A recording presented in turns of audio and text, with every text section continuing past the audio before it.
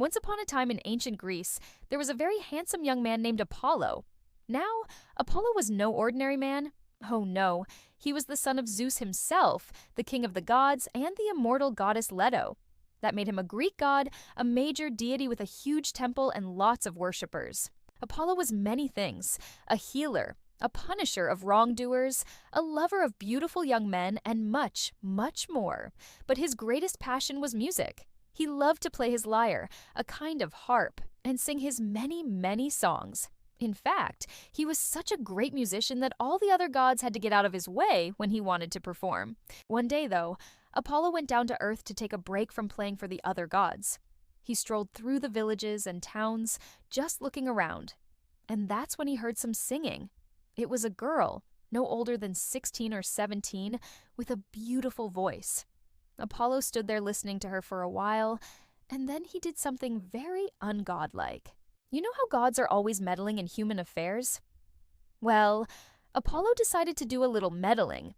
He went up to the girl and asked her to marry him. The girl was very pretty, but she wasn't a goddess. So when Apollo asked her to marry him, she was understandably confused. "Who are you?" she asked. "How can I marry you? I don't even know your name." "My name is Apollo," the god said. "I'm a god, and I want to marry you." The girl thought about this for a second. "Sorry," she finally said, "but I can't marry you. I don't know you. I mean, I wouldn't marry even a mortal man without knowing him first. How could I marry a god?" Now, most guys would have taken this as a hint, but Apollo was not most guys. "Very well," he said, "then I shall make you love me." And with that, he turned into a giant eagle and carried her off to his eagle-sized nest high up in the mountains. There he waited for her to come around to the idea of marrying him. But Daphne didn't come around. In fact, she hated Apollo ever since he'd kidnapped her. She spent her days weaving curses for him and her nights crying for her old life. Apollo didn't like this at all. He wanted Daphne to love him, not hate him.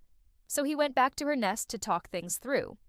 "Daphne," he said, "I know what I did was wrong. I'm sorry. Let's start over. How about we make a deal?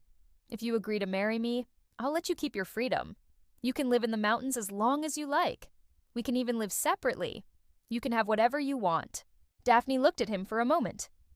"Okay," she finally said, "you've got yourself a deal." So Apollo let her go, and she ran as fast as she could to the nearest village. But as soon as she reached the people and told them about her ordeal, they started making fun of her. "Oh, so you were almost married to a god and you got away? Ha ha, what a lucky escape." Apollo heard about this, and he wasn't happy. He was supposed to be the one making fun of Daphne, not the other way around.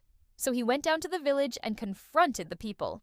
"How dare you mock this woman?" he demanded.